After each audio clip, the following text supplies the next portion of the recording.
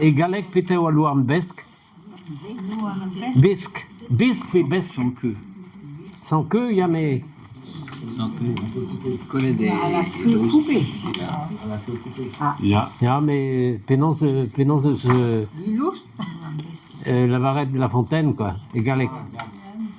Non, non. Le renard à la queue coupée aussi, évidemment. Ah, le renard à la queue coupée, quoi. Ja. Bon, allez.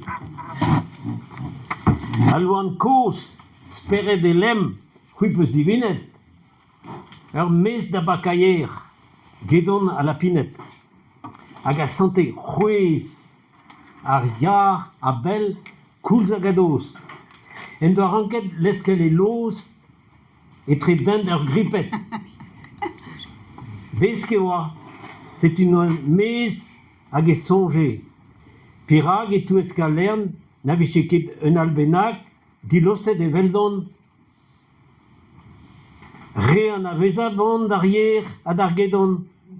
Nos ves, et kreis ur bragen, gada l'ern ne oa beliaden. L'an n'a oa puchet à ça et maison. Qu'a fait kemat, et vous trouvez à l'os et sléjon dre ar prat, avec sautret bem des fang à gervoulien, à louz et velen andoulien. Trohom kren, trohom ol, l'os blevek gwez danol. L'an, maigret, negomz eskefal, a respontas louarnal.